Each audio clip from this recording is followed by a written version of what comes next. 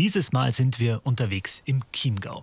3 Tage lang wollen wir das Gebiet durchqueren, und zwar von Oberaudorf im Inntal aus über Spitzstein, Geigelstein und Kampenwand bis nach Aschau im Chiemgau. Eine Gegend, die mir wohl vertraut ist, genauso wie den Begleitern, die mit von der Partie sind. Bertel Schmidt ist wieder der die Route ausgeheckt hat. Außerdem dabei sind Nadja Armbrust, Andi Erkens und Markus Stadler, allesamt daheim im Süden von Bayern und keine Skitourenanfänger. In diesen Bergen waren und sind wir häufig unterwegs, und an viele Touren und Gipfel haben wir ganz spezielle Erinnerungen. Kann man da ganz gut rüberschauen, oder? Der weiße Spitz ist der Dreiten. Ja. Ziemlich genau da, wo die Licht-Schatten-Grenze ist, ist die Dreiten Nord, oder? Ja, da hat sich da nicht einmal, der Kameramann hat sich da schon mal das Knie verrissen oder irgend sowas. Ja? Der Sepp Lörmann hat sich das Kreuzband gerissen. Ja, wo hat er gemeint, der fährt da rückwärts runter. Er ist mitgefahren und dann plötzlich Das ist da oben gewesen. die Kamera ihm, das war genau da. Ja. Okay. Gestartet sind wir ein Stück östlich vom Hohen Treiten. Von Oberaudorf aus wollen wir heute über den Erler Berg hinauf auf den Spitzstein und dann zum Spitzsteinhaus. Dokumentiert wird unsere Tour nicht nur mit der Film-, sondern auch mit der Fotokamera für eine Geschichte in der Zeitschrift Alpin. Geht's noch mal 3 Schritte bitte? Zum einen wollen wir natürlich die Leute zum Träumen animieren. Der andere Aspekt ist aber schon, dass es so nachvollziehbar wie möglich ist und so authentisch wie möglich. Also wir wollen jetzt nicht den Leistungsbergsteiger da herausfordern, der möglichst schnell auf irgendeinen Gipfel rennt, sondern so Touren wie jeder, den man heute treffen würde, wie du und ich, halt auch privat unterwegs ist. Das wollen wir möglichst darstellen, aber eben auf eine ganz charmante Art und Weise. Und damit das gelingt, muss der Andi schöne Fotos machen. Also bitte nicht wundern, wenn er auf den Bildern im Film nicht immer zu sehen ist.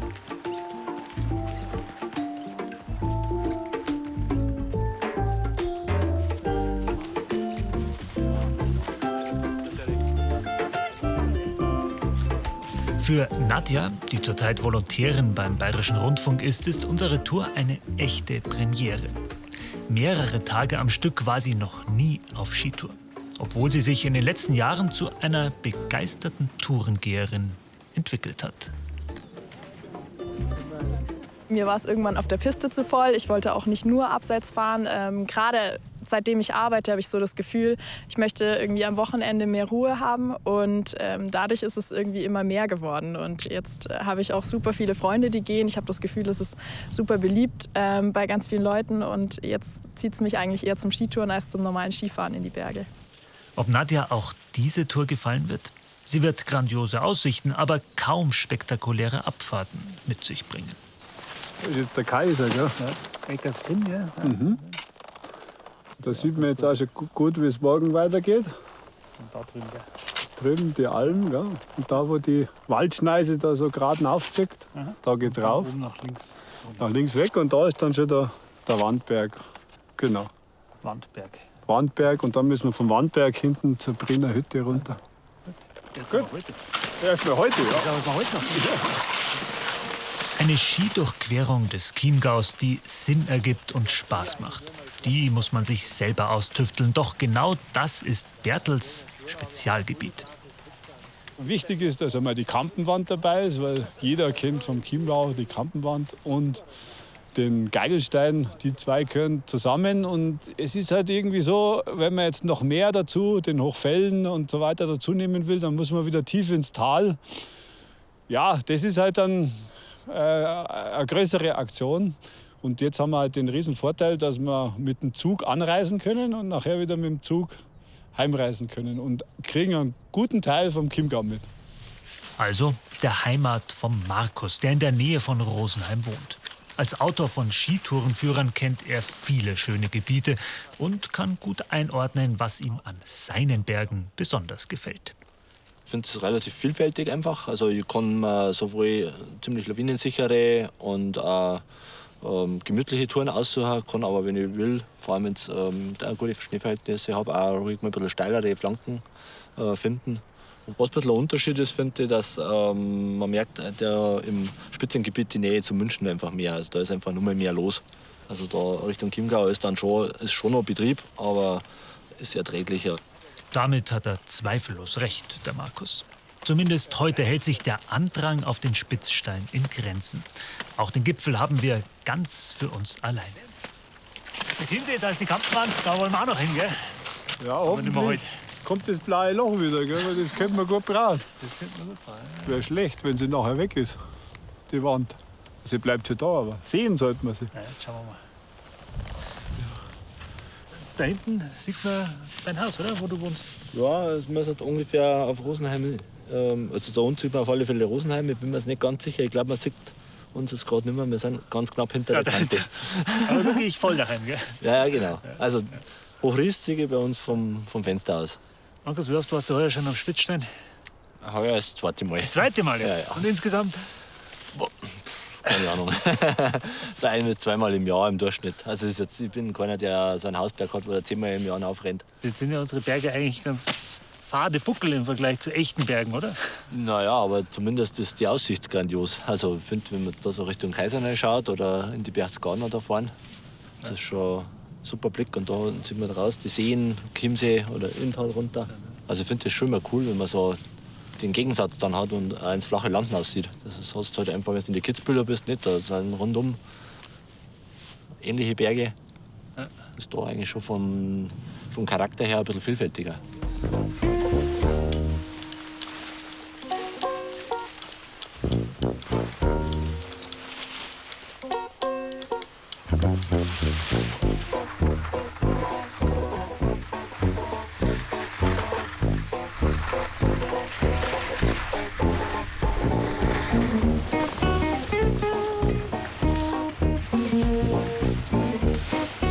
Die Abfahrt am späten Nachmittag ist schön, aber kurz. Zumindest für die Nadja, den Bertel, den Andi und mich. Der Markus darf ein paar Meter weiterfahren. Er muss heute noch nach Hause. Wir werden uns verlassen müssen, Markus, ja? Ihr habt ja noch ein bisschen was vor euch. Ja, die nächsten Tage. Genau. Na, wünsche euch viel Spaß. Ja, schön, dass du dabei warst. Gute Durchquerung. Ja, war lässig. Okay. Haben wir gut Wetter gehabt heute. Mal wieder Ja, am okay. Spitzstein gewesen. Genau, Okay. okay, also. Gut. Bis Ciao. bald. Merci. Wir Gute sehen Fahrt. uns mal wieder. Genau. Gut. Also, ciao, pfiat euch. Servus.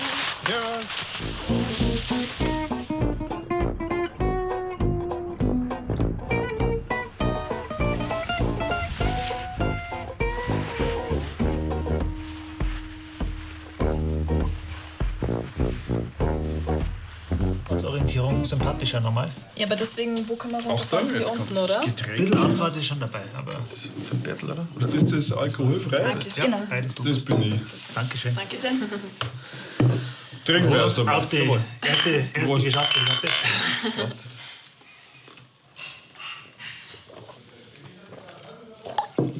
So, wo geht's morgen lang? Wo sind wir? Da sind wir, gell? Da sind wir, ja. In der Früh ist ja noch hart. Da gehen wir erst einmal noch mal auf die Tristmat Schneid. Dann geht es oben entlang zum Wandberg und dann Richtung Osten. Dann Wahnsinnsabfahrt. Ja, also die war neulich, war das richtig gut, aber ob wir jetzt dann noch einen Pulver haben, das glaube ich eher nicht. Und dann gehen wir um die Naturschutzgebiete rum zur Brenner Hütte. Wann stehen wir auf? Wollen wir Ja, frühstücken? du hast doch vorher gesagt, die Sonne geht um 7 auf. Die Sonne geht um. Aber da ist schon noch trotzdem ganz schön kalt und dunkel. Und Aber schöne Bilder. Also, na gut, wenn gemischtes Wetter ist, weiß man nicht. stimmt, ob man was sieht von der Sonne. Gell? Aber lieber mal aufstehen und dann sieht man schon.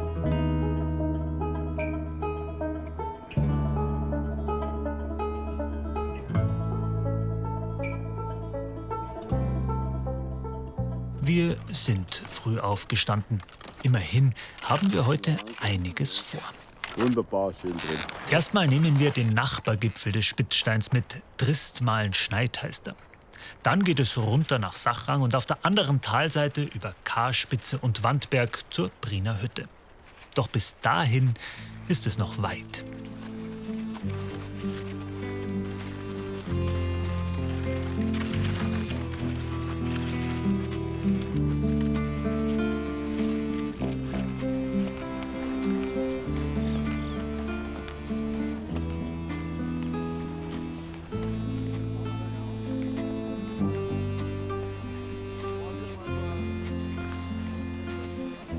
Diese beeindruckende Mauer ist die Westwand des Spitzsteins. Gute Kletterer finden hier ein paar spannende Routen. Skitourengeher dagegen bekommen die Wand normalerweise kaum zu Gesicht. Genau das ist es, was Gebietsdurchquerungen so spannend macht.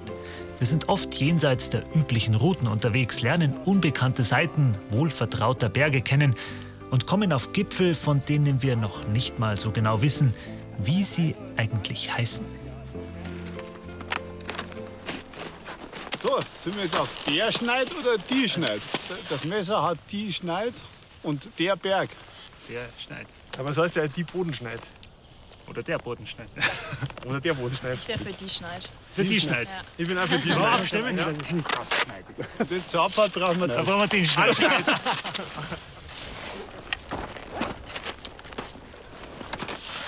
Der Michi müsste halt noch einen Schritt zurück, der Bertl einen Schritt vor, dass wir ein bisschen gleichmäßiger aufgehört sind. Und dann geht's Kein einfach Gipfelkreuz und überhaupt ein gänzlich unspektakulärer Gipfel. Aber trotzdem ist die oder der Tristmalenschneid durchaus ein brauchbares Fotomotiv. Und der Andi ist ziemlich guter Dinge, dass er bei dieser Tour nicht nur auf seine eigenen Kosten kommt, sondern auch den Geschmack seiner Leser treffen wird. Was mir immer am meisten Spaß macht, ist einfach verschiedene Landschaften, abwechslungsreiche Eindrücke zu sammeln. Da geht es jetzt nicht um den großen Gipfel, sondern dass man, wenn man jetzt wie da am Spitzstor einfach um die Ecke kommt, dass man dann die Mauer sieht. Das ist einfach so das wechselnde Landschaftsbild, das macht es für mich immer aus, den Reiz. Und dass man halt den ganzen Tag in die Berge ist, weil das ist jetzt bei meinem Job natürlich auch nicht immer der Fall. Eher andersrum, dass man eigentlich mehr am Schreibtisch sitzt. Das denken die Leute immer, dass das so toll ist, wenn man Redakteur ist beim Bergmagazin, dass man eigentlich nur draußen ist. Na, ist nicht so. Man sieht eigentlich, wenn die anderen draußen unterwegs sind und macht dann am Ende halt die Geschichten fürs Heft fertig.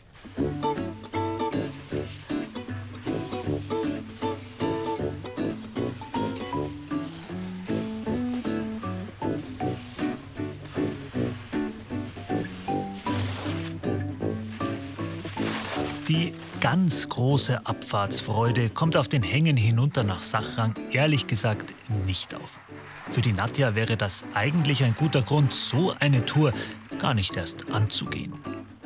Ich suche mir eigentlich bei einer klassischen Skitour die aus, die den geilsten Hang bietet. Das ist was ganz anderes als hier, weil hier haben wir natürlich auch wahnsinnig viele Passagen, wo wir irgendwie mal ein bisschen laufen müssen, ein bisschen schieben müssen. Das ist was ganz anderes, aber hier bin ich irgendwie mehr unterwegs und schaue mir das Gelände mehr an und gucke jetzt nicht nur, wo können wir irgendwie geil runterfahren.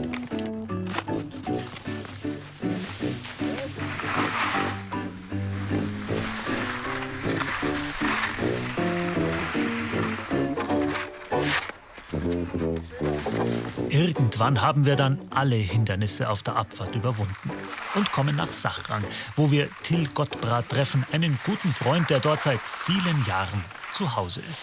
Till, wie schön. Wie schön. Servus, Michi. Servus. Hi, ich bin der Hi, Till. ich bin Nadja. Grüß dich. Servus, der Bertl. Servus, Bertl. Hi.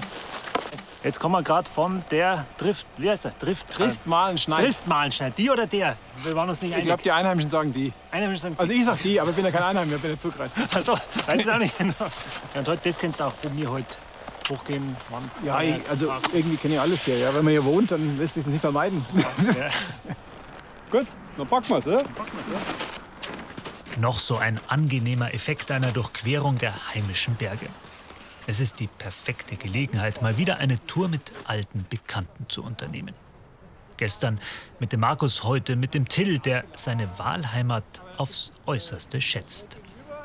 Was einfach toll ist, ist die Vielseitigkeit der Möglichkeiten, die man als Berg- und Outdoor-Mensch hat. Du kannst langlaufen gehen im Tal unten in Sachrang, super. Du kannst Skitouren gehen, kannst Mountainbiken im Sommer, kannst Trailrunning-mäßig, also gerade hier gibt es ganz viele so kleine Steige, ist wunderbar. Ganz normal Berg gehen. Gleitschirmfliegen darfst du auch. Das ist schon sensationell. Als Einwohner von Sachrang kennt der Till aber auch die Kehrseite der schönen Gegend. Er hat beobachtet, dass der Besucherandrang und der Verkehr im Tal in den letzten Jahren immer größer geworden sind. Immerhin, seit sich Sachrang Bergsteigerdorf nennen darf, kommen immer mehr von den Gästen, die besonders gerne gesehen sind. Also ich war 2-3 Mal bei so Vermietertreffen oder halt einfach, wo Leute sich da engagieren für das Bergsteigerdorf. Was die berichten, ist, dass sie zum Teil auch eine andere Klientel haben, also die mit sehr viel Bewusstsein herkommen und auch jetzt nicht so sehr die Berge nur als Hintergrund für Selfie machen sehen, sondern tatsächlich ein Interesse haben, auch über die Almwirtschaft was wissen wollen. Das ist ja eine Kulturlandschaft, die wir hier sehen. Also die Motivation der Besucher scheint sich zu verändern. Und sie bleiben wohl auch, immer mehr Leute bleiben länger. Man kommt nicht nur für eine Nacht und ist sofort wieder weg oder nur als Tagesausflug, sondern bleiben wirklich für 3-4 Tage. Und der Till, der ist zusammen mit seiner Frau Nicole mittlerweile schon seit über 10 Jahren hier. Und hat als einer, der schon viel in der Welt herumgekommen ist, im Chiemgau seine Heimat gefunden. Gratuliere! Der Punkt heute. Schon wieder ein Gipfel nach dem Wieder anderen. einer nach dem anderen. Frisches Hemd kommt jetzt ins Stücktisch. Letzte Schritt.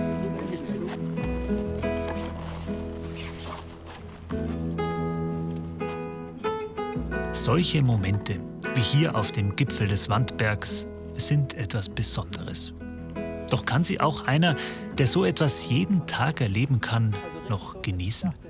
Da habe ich mit meiner Frau auch schon drüber geredet, wann der Punkt kommt. Nein, bis jetzt ist es noch nicht so. Und ich glaube es auch irgendwie nicht, weil jeder Tag ist dann doch irgendwie anders. Also das Licht ist anders, das Wetter ist anders. Nee, ich habe noch nie das Gefühl gehabt, boah, blöd, dass ich jetzt hier war. Habe ich alles schon mal erlebt. Ich glaube, es ist ein bisschen so eine geistige Grundhaltung. Also du musst dich halt darauf auch einlassen.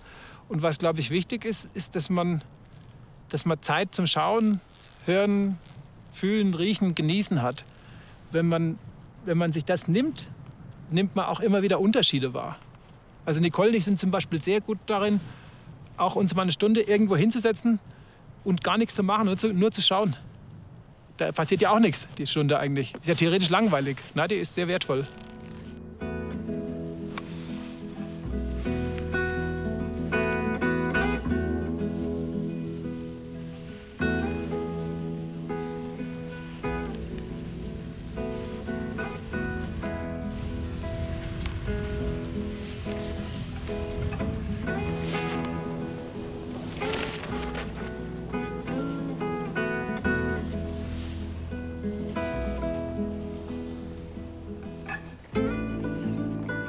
Die Abfahrt vom Wandberg war endlich mal eine, die wir so richtig genießen konnten.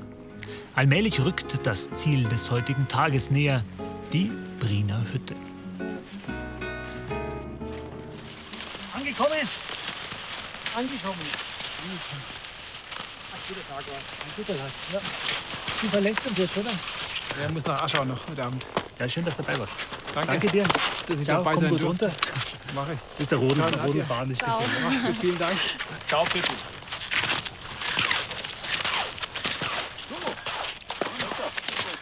Dem Till entgeht das kulinarische Highlight unserer Chiemgau-Durchquerung. Der Kaiserschmarrn auf der Briener Hütte. Heute ganz exklusiv nur für uns zubereitet, was eine echte Seltenheit ist. Normalerweise ist die Briener Hütte so voll, dass Maria, die Hüttenwirtin, eher nicht die Muße hat, sich zu ihren Gästen an den Tisch zu setzen. Oh, super. Bitte schön. Welchen Röster habt auch? Hast du 5 Minuten Zeit? Ja. Ja, dann auch nicht. Flambieren würde ich ihn auch Was noch. flambieren willst? Ja, schauen wir mal, was Okay, dann flambiere ich euch den jetzt. Schauen wir mal. So, jetzt habt ihr einen flambierten Kaiserschmarrn auf der Brüne. Was sind die meisten Leute bei euch? Gehen dann, also sind es mehr Skitouren oder mehr die Rodler im Winter? Also die Skitouren gehen klar, aber die Rodler holen schon auch auf. Also das muss man ehrlich sagen, die sind schon auch ganz gut zugange. Aber sie tun sich nichts gegenseitig, weil die einen passen auf die anderen auf, die haben unterschiedliche Aufstiegsspuren und fahren dann auch unterschiedlich. Also funktioniert ganz gut, ist dann Also immer ganz nett. friedliche Gäste. Und dann habe ich die Fettbiker auch noch da. Das ist dann immer ganz nett. Die kommen im Winter auch. Die kommen im Winter, ja. Also hast du dann die Rodel, die Ski und die Radl nebeneinander stehen. Ja, nee, das ist ganz nett eigentlich. Viele Familien bei euch, oder? Sind wir ja ausgelegt. Also das will die Sektion auch. Wir sind ja eine familienfreundliche Hütte und es ist auch schön zu sehen, wie die Kinder so mit so viel Schnee auch umgehen, auch gerade im Winter. Mit so einem Iglu bauen. Und also das haben sie halt meistens drunten nicht so. Und ich sage schon immer, 2 Tage kommen, dass sie einen Tag nur zum Buddeln haben. Aber Gebietsdurchquerer habt ihr selten, oder? Das haben wir im Sommer mit der Kindertour dann, ja. Aber im Winter nicht. Nein, im Winter nicht. Das seid ihr dann. Was hab ich? Nein, im Winter nicht. Weniger. Aber Seenddurchquerung kommt jetzt. Ja, jetzt ihr da was. Ja, ich glaub schon. Genau, ja, glaube ich auch. Dann kann ich öfters einen Kaiserschmarrn machen. Apropos Kaiserschmarrn. Also erst die Nadja natürlich. Darf ich das jetzt so anreichen? Der Kollege kriegt schon ein bisschen die Anbrennenden. Kriegt dann noch. So, und ich gebe euch dann noch einen Zwetschgenröster dazu. Ja, wunderbar. Schau her. Nadja, schau her einmal. Danke.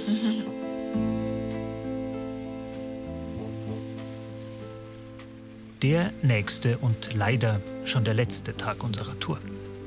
Auf dem Programm steht zunächst der Geigelstein. Dann geht es über den Weidlanerkopf weiter zur Kampenwand und schließlich hinunter nach Aschau und mit dem Zug nach Hause. Heute müssen wir die steilsten Passagen der gesamten Tour bewältigen und damit auch die, wo am ehesten eine gewisse Lawinengefahr besteht. Wenn wir unsere Route mit Bedacht wählen, ist das Risiko allerdings gering und gut einzuschätzen. Den richtigen Zeitpunkt zu erwischen, an dem Wetter, Schnee und Verhältnisse passen, ist die große Herausforderung bei mehrtägigen Skitouren. Und zwar nicht nur im Chiemgau. Bei jeder Durchquerung braucht man einen Schnee und das kann auch im Hochgebirge fehlen. Also man muss eigentlich zur richtigen Zeit am richtigen Fleck sein. Aber ich habe mir natürlich beim Überlegen dieser Tour schon gedacht, also da hat es relativ häufig Schnee, also das kann man eigentlich in fast jedem Winter machen, aber man muss halt warten, bis einmal einen Meter Schnee geschneit hat und sich der ein bisschen setzt. Bei der Durchquerung ist es halt vielleicht auch mal so, dass man die Ski ein Stück tragen muss. Lieber ist es uns natürlich, die Ski an den Füßen zu haben, im Aufstieg und erst recht bei den Abfahrten.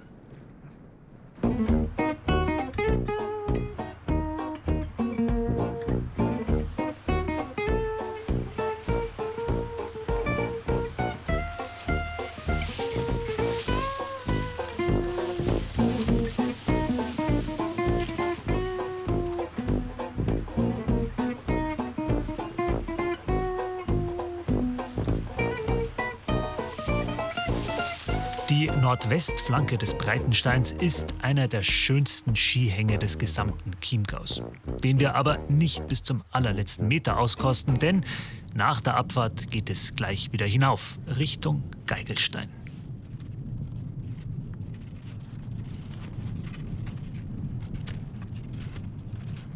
Der Anstieg zum höchsten Punkt unserer Tour ist grimmig. Der harte, windgepresste Schnee ist unangenehm zu gehen und der Gipfel empfängt uns mit eisigem Wind.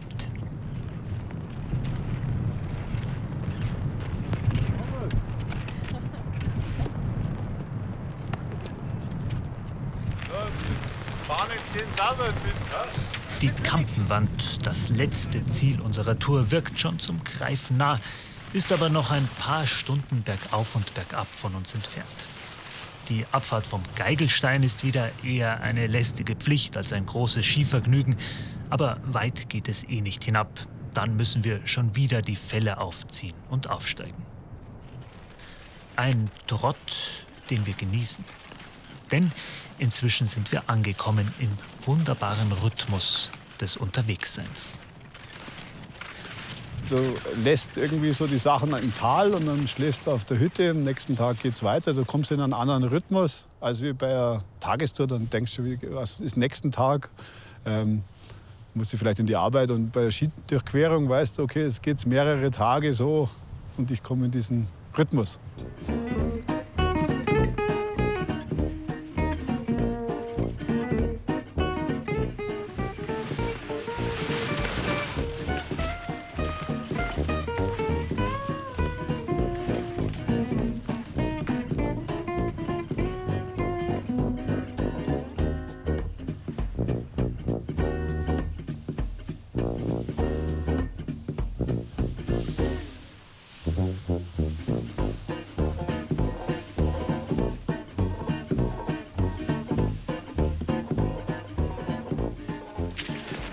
Mittlerweile ist es schon wieder Nachmittag geworden. Das Filmen und Fotografieren nimmt einfach seine Zeit in Anspruch. Uns schwant, dass wir auf den letzten Höhepunkt der Tour, den Gipfel der Kampenwand, vermutlich verzichten müssen. Kampenwand, Ziel unserer Träume, Bertel. Ja, fortgeschrittene Stunde. Licht ist auch nicht mehr so schön wie heute Morgen. Aber da sieht man es. Aber im Sommer ist das auch super. Überschreitung auch und die Südwände. Kann man gut mit dem Radl hinfahren, auch von Aschau aus. Das ist toll, das ist eine gute Tour. Verbinden, Bike and Climb. Also viele Möglichkeiten. Ja. Aber ich glaube, mit dem Gipfel wird es knapp, oder? Zeitlich 4. Du musst den Zug noch erwischen. Ja? Genau, Prienbahn. Die Prienbahn. Einmal in der Stunde. Okay. Ja. Und ab irgendwann nicht mehr, oder? Könnte auch ein bisschen dauern, also bis wir dann... Na gut, dann lassen wir den Gipfel aus. Besonders schwer fällt uns dieser Verzicht nicht. Dafür sind wir nach 3 Tagen auf Tour viel zu entspannt. So eine klassische Skidurchquerung habe ich irgendwie noch gar nicht gemacht. Und das ist jetzt irgendwie ein voll schönes Erlebnis, weil man tatsächlich in einen anderen Rhythmus reinkommt. Das ist was ganz anderes als einfach einen Tag lang hochlaufen und abends wieder heimfahren. Und ich finde es irgendwie schön, das so zu erleben und gar nicht über klassische Skitouren. Das heißt, wenn wir jetzt 3 Tage unterwegs sind, dann habe ich das Gefühl, ich habe schon ein bisschen mehr gesehen vom Chiemgau, als wenn ich jetzt immer nur einzeln herkomme. Also das Schöne ist einfach, dass man jeden Tag neue Eindrücke kriegt. Und je mehr Wechsel du hast, umso landschaftlicher Wechsel, umso schöner ist es eigentlich. Also diese unterschiedlichen Situationen aufzusaugen und Stimmungen am Tag, auch den ganzen Tag draußen zu sein, nicht nur drinnen zu sitzen und zu lesen, was andere gemacht haben, sondern halt selber das mal nachzuempfinden, ist schon immer wichtig. Da sieht man genau, wo wir herkommen sind. Gell? Ja, Geigelsteig spritzt noch raus. Abfahrt, das Finale. Ja, die Querung unter den Wänden. Und jetzt die finale Abfahrt. Die letzte Abfahrt bringt uns bis auf die allerletzten Meter zum Bahnhof in Aschau. Schade, dass die Tour schon vorbei ist, wobei die nächste kommt bestimmt. Der Bertel ist garantiert schon dabei, eine neue Durchquerung der Horm zu planen. Die Nadja hat gelernt, dass die Abfahrten gar nicht unbedingt der wichtigste Teil sind beim Gesamterlebnis Skitourengehen. Wie der Andi die Chiemgau-Durchquerung erlebt hat, das kann man in der Zeitschrift Alpin nachlesen. Und ich? Ich bin jetzt schon gespannt, welche Ecke der Bayerischen Berge ich das nächste Mal ganz neu erleben und entdecken darf.